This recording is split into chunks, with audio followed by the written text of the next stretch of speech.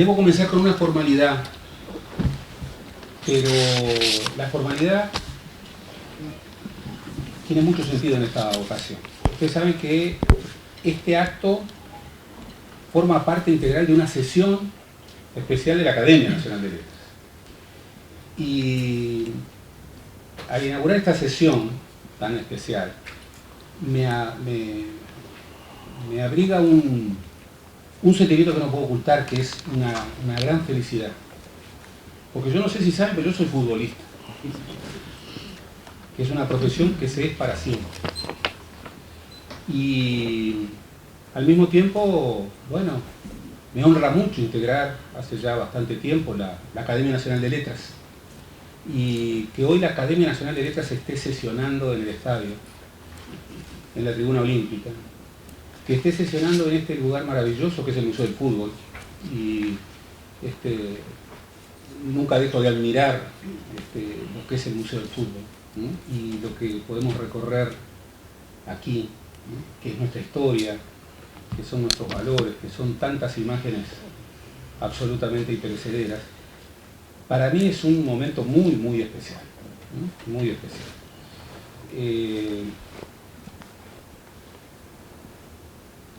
Me preguntaron estos días, bueno, el fútbol como generador de lenguaje, ¿y esto qué significa? Esto es a contracorriente. Bueno, algo tenemos que estar haciendo mal. Porque decir que el fútbol y el lenguaje no tienen nada que ver en el Uruguay es como estar con las espaldas respecto a la vida. Si una Academia Nacional de Letras no se pone en estos temas, la verdad que está perdiendo la brújula. Y no empieza hoy. Y esto es una de las cosas que también me emociona particularmente. Ya muchos de nuestros académicos han reflexionado sobre este tema, y en particular quiero recordar a uno de ellos que hace algunos años nos dejó. Nos ha llegado un trabajo estupendo, de Gladys Paleta, otra de nuestras académicas, a propósito de un texto que les recomiendo porque tiene una vigencia absoluta. Estoy hablando de nuestro siempre recordado compañero y académico Héctor Balsas, que ya hace algunos años escribió un libro que mantiene una vigencia absoluta, que se llamaba Uruguayismos futbolísticos, en donde registra una serie de voces, una serie de palabras, una serie de conceptos que han tenido su origen en el fútbol, que forman parte de uruguayismos, pero que de alguna manera refieren a algo que ocurre siempre con el idioma. Hay tantas visiones equivocadas sobre el idioma. Una de ellas es que el que manda es el diccionario, y que a partir del diccionario se puede disciplinar el idioma. Bueno, la vida de los idiomas, por suerte, no se puede disciplinar, y mucho menos desde el diccionario, que siempre viene después. Y la vida de los idiomas, no del idioma español solamente, de los idiomas, se junta con la vida de las sociedades, con la vida de los pueblos, con la vida de la cultura. Y vaya si está en el núcleo de la cultura el tema del fútbol en el Uruguay. Obviamente, cuando hablo del fútbol hablo de algo que para mí significa un tesoro especial. Entonces, advierto que no voy a ser neutral. Pero el fútbol es un espacio de construcción de mitos, en el mejor sentido de la palabra mito, ¿no?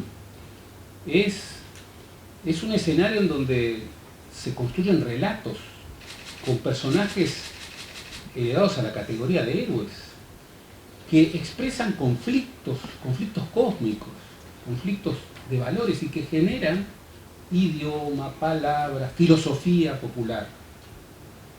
Ustedes van a registrar a través de múltiples expresiones cómo, en definitiva, nuestra filosofía popular tiene mucho que ver con estos gigantes.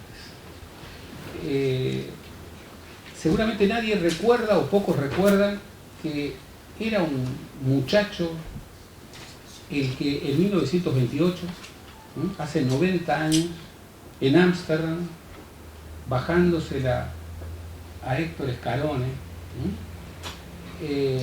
construyó esa expresión fantástica que es tuya, Héctor.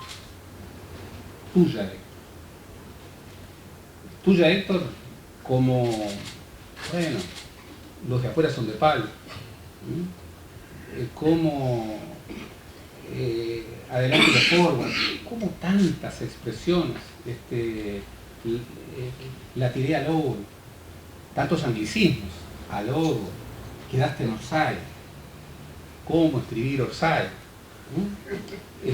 cómo debatir lo que es el idioma correcto. Si la academia puede dar una señal, y hoy es lo que aspiramos, de que su objeto no es una cosa abstrusa, que su quehacer no está por fuera de la vida de la gente, que su pulso y su rigor tiene que ver con el pulso popular y que el fútbol no le resulta para nada ajeno.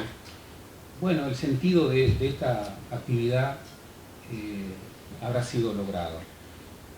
Yo quiero terminar, antes de presentar a nuestros muy gentiles invitados que hoy nos prestigian, quiero señalar que, nuevamente, que esto se haga en el Museo del Fútbol.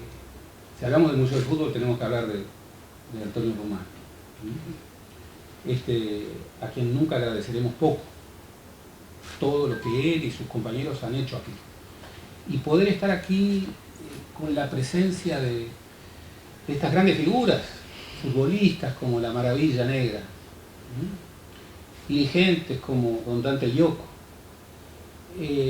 momentos muy particulares como la invención de la Vuelta Olímpica, todas las cosas que los uruguayos hicieron primero. En el Complejo Celeste, el maestro Tavares nos mostraba cuadros que registran cosas que los uruguayos hicieron primero en el mundo. Por ejemplo, fue un magnífico dirigente que además había fundado la Liga Universitaria, Héctor Rivadavia Gómez, que creó la Copa América. Y por supuesto, la primera Copa América en Uruguay. Y por supuesto, quien la ganó, la Celeste. Uruguay inventó la Vuelta Olímpica. Inventó la Vuelta Olímpica en el 24 y es extraordinario cómo la inventó. El Comité Olímpico y la FIFA, que lo reconoce como mundial, por eso las 4 estrellas, y por eso esta hazaña irrepetible de 3 veces campeón del mundo en 6 años, y los brasileños. Registra que el técnico era Matucho Figo, que figuraba como técnico, pero era entrenador, era masajista, y era peluquero y barbero. Y todo eso le hacía a los futbolistas. Pero en realidad, quien armaba el equipo era el terrible, era el gran capitán, José Nasazzi, el marmolero. Y cuando el público festejaba aquel fútbol uruguayo que era el mejor del mundo junto con Argentina, y que era un fútbol que peleaba la posesión de la pelota, era un fútbol absolutamente ofensivo, era un fútbol que no jugaba al contraataque, era un fútbol virtuoso, en donde a veces la dificultad era que el público le pedía más virtuosismo y entonces se dedicaban a pasársela, lo que entonces se llama el tatetí. Ese fútbol que nos parece de otro país, parece que estuviéramos hablando de Brasil, o de la Holanda del 74, era el fútbol uruguayo. Y entonces, ante el clamor, frente a esa ráfaga olímpica, Nasazzi y Matucho resolvieron, bueno, que los jugadores saludaran al público recorriendo en sus bordes a la cancha. Entonces, frente a estos hechos registrados tan magníficamente aquí. Vamos a tener esta actividad, que es una actividad muy dinámica. Aquí, por orden alfabético, vamos a tener la palabra de Hugo Burel, que además de académico, por todos conocido, es un gran escritor, que además ha escrito sobre el fútbol y que hoy nos va a regalar una reflexión estupenda sobre el mismo. Vamos a tener a Alfredo Chandi, periodista, disculpame Alfredo, historiador del fútbol, erudito del fútbol y subsecretario nacional en estos momentos del deporte en Uruguay. Vamos a tener a un futbolista que ya les anuncio una primicia: el año que viene va a jugar el Defensor. Ya lo tenemos apalabrado, falta unos pequeños detalles de... Hoy no hables mucho de Defensor, Gerardo. Siempre el fútbol era una cosa maravillosa que me enseñaron, que en el fútbol hay que saber olvidar. Si no aprendemos a saber olvidar, Defensor tendría un problema. Pero no, Defensor sabe olvidar y va a recuperarse. Vamos a tener a Silvia Pérez. Silvia Pérez se ha ganado un espacio por su talento, por su calidad, pero nunca debemos olvidarnos, mucho más ahora, que fue la primera periodista. En épocas en donde ser periodista deportiva no era sencillo. Hoy es más fácil, hoy hay árbitros, ¿no? Y lo celebramos. Hay fútbol femenino y lo celebramos. Otro concepto que era el jugar como un equipo de señoritas, ¿no? Que tantas veces se le dijeron, por ejemplo, al maestro Tavares, que el Uruguay de Tavares jugaba como un equipo de señoritas, en un sentido despectivo. Hoy la verdad que puede ser un gran elogio, ¿no?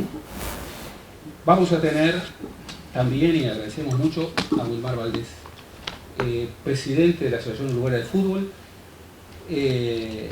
y abanderado de una nueva aventura en la que todos estaremos juntos, ¿no? De las pocas cosas que nos acomunan a casi todos, ¿no?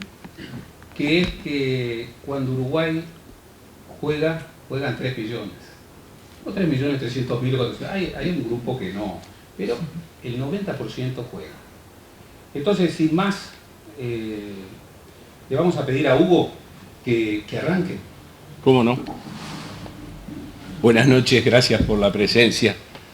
Saludo a mi barra personal, mi papá de 96 años, que me llevó al fútbol por primera vez cuando tenía 5 años, Elina, mi hijo Julián y mi sobrino Andy. Gracias. Bueno, empiezo.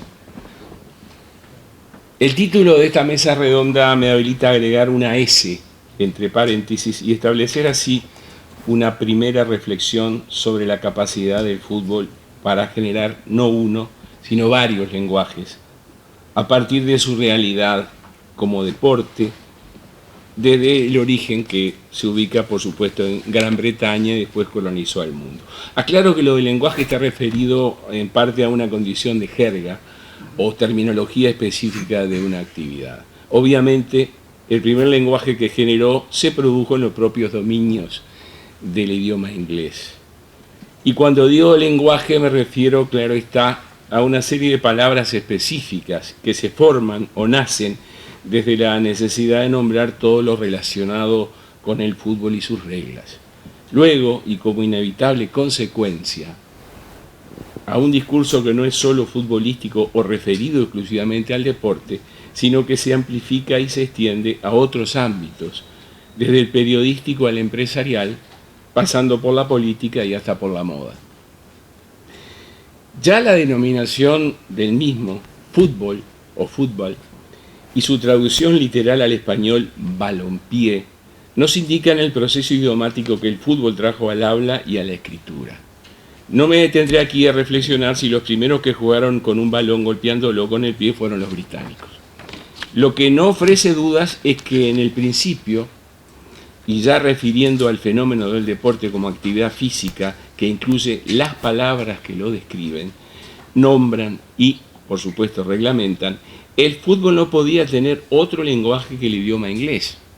Pero, en su afincamiento en cada país al que llegó, necesariamente tuvo que traducirse al idioma del lugar y consecuentemente ser apropiado por este. De modo que la función generadora del lenguaje del fútbol se cumplió en cada sitio en donde este fue practicado. Empecemos por la formación básica de un equipo de fútbol. Nombremos al primer puesto de la oncena, el goalkeeper, que se traduce como guardameta, en forma literal, por supuesto, pero luego pasa a ser golero o arquero, o, como se estila en España, portero, o el bien latinoamericano cuidapalos, o simplemente el meta. Fíjense en todas las palabras que derivan del original inglés para designar al puesto más ingrato del fútbol. En España, por ejemplo, el nombre de portero para el goalkeeper ha hecho describir el tiro o remate al arco como el tiro a puerta. Expresión infeliz si las hay. Si hasta tenemos el Día del Arquero, que yo creía que era una expresión jocosa que alude a un día que nunca habrá de llegar o celebrarse. Pues no, tal día existe. Desde 2013, todos los 14 de abril se celebra el Día Internacional del Arquero. ¿Por qué se festeja? El día conmemora el natalicio de Miguel Calero, arquero colombiano nacido en 1971 que atajó en Sporting de Barranquilla, Deportivo Cali, Atlético Nacional de Colombia y en el Pachuca de México. Calero es el futbolista colombiano con más partidos jugados en la historia, 945 partidos. También disputó 6 Copas América para la selección colombiana. Con el resto de la formación de un equipo de fútbol ha sucedido lo mismo. De back pasamos a zaguero, que es el que está en la zaga, es decir, en la segunda acepción de su significado, de acuerdo al diccionario, representa el que está en la parte trasera o retrasada de un equipo deportivo y se encarga, por supuesto, de defender la meta. Después, a marcador central, líbero, stopper o cuevero, como dicen en Argentina, al back izquierdo, o back escoba, como era Juan Vicente Lescano en Peñarol. Después viene el half o medio, que aquí deriva en has, directamente, con J, A y S. Y el has de ala, porque en una época el half, el marcador de punta, marcaba el ala. A ver si me entienden. Marcaba el puntero y el entreala. Después vino el marcador de punta. Y después, y últimamente en carrilero. Yo no sé qué es un carrilero. Nunca me pudieron explicar claramente de qué juega un carrilero. Si es hash o es volante. Por supuesto el centro, el half, que devino en centro medio o centro hash, bien uruguayizado. Luego devino el mediocampista, volante tapón. Y como culminación táctica e idiomática, hoy tenemos el doble 5. ¿Y qué decir del 10? Que ha dejado de ser un número para convertirse en el ente platónico de la calidad excelsa del que lo luce. Dicen que los 10 han desaparecido, como también lo hicieron los 5 y antes el 8. Desde que aquel arquero de Holanda, Jonblad, que jugó precisamente con el número 8 en su espalda, los números que habían tardado mucho en aparecer sobre las camisetas relativizaron su significado y se desvincularon con la posición del que los lleva. Cruyff, el deslumbrante mago del Mundial de 1974, jugaba con el 14. Y en el ataque, de wing a puntero, de insider a entreala, de centroforward a piloto, punta, arriete, los nombres que sean. El puntero ventilador de los argentinos, aquel Gonzalito de Boca que jugaba de puntero izquierdo, que era un poco lo que era el Pardo Abadía en Peñarol de los 60. O el ala tornante de los italianos, Franco Caucio, por ejemplo, en el Mundial de Italia 90. O el doble puntero de la táctica de Mujica y Gesto, cuando subía Mujica y después el otro jugador iba por detrás de él. Ni qué hablar de los nombres de los sistemas de juego. el cerrojo suizo o austríaco, el catenaccio italiano o el fútbol total de Holanda. Y del nombre para los puestos me gustaría pasar a los nombres de los gestos técnicos y de las jugadas.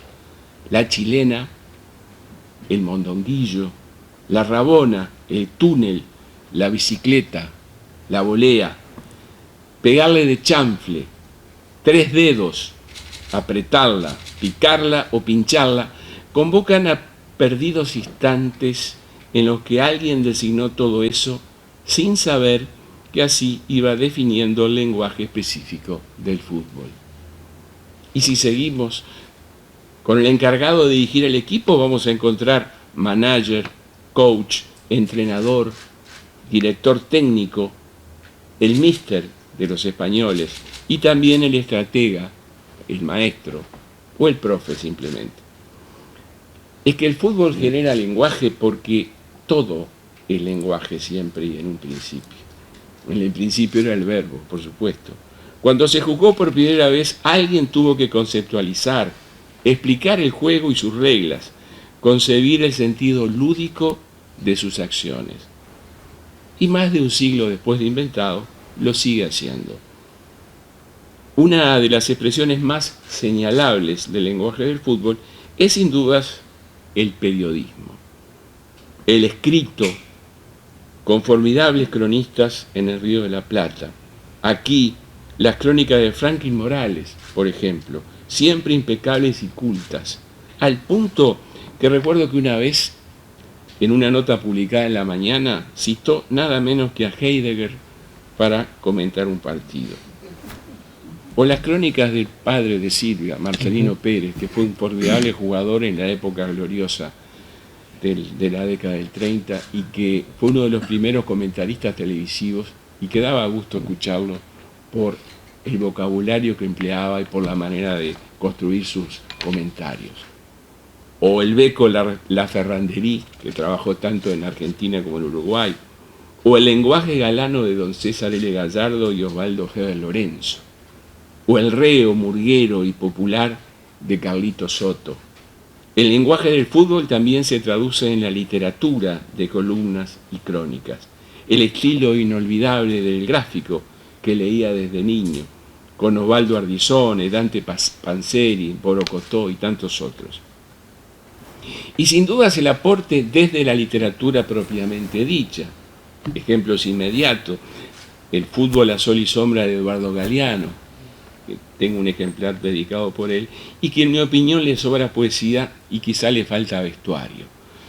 Aunque tenemos a Fontana Rosa, el argentino, con un olfato y una mirada formidable sobre el fútbol, y sobre todo sobre el fútbol uruguayo. Pero justo es decirlo también, nuestras letras se han olvidado del fútbol como tema de su ficción. Y esa es una de las peculiaridades nunca explicadas de nuestra literatura. Cómo el fútbol está tan ausente de nuestras letras. Por supuesto que el lenguaje del fútbol ha acuñado frases célebres e inolvidables. Ya Gerardo la citó, desde Los afuera son de palo de Obdulio Varela, al cortita y al pie del Vasco Sea, el legendario empatador olímpico, al que le oí decir la frase en uno de aquellos programas radiales, Tierra de Campeones, que difundía La Voz del Aire. Y antes el famoso Tuya Héctor, de Tito Borja a Héctor Escarone, para dejarlo de cara al gol. O aquel famoso Dejala Juan, del uruguayo Dacala al argentino Juan Brown, para engañarlo imitando la voz del hermano de Juan, Guillermo, y hacerle a los argentinos lo que se dice un gol de avivada, como también de avivada era en la época que recién empezaban a volar aviones por el cielo, decirle al golero, mirá el avión, y el tipo miraba y ¡pic! Le hacían el gol. Pasaban esas cosas, no es un invento. El lenguaje del fútbol es rico en apostillas, frases célebres y comentarios o breves expresiones que logran pasar a la historia.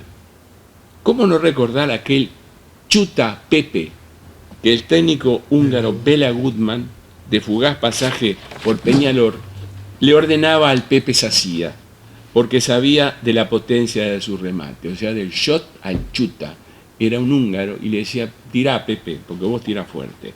O años después, la desoladora expresión de otro técnico extranjero que pasó por los aurinegros, Petrovic, el serbio que entrenó a Peñarol en 1992.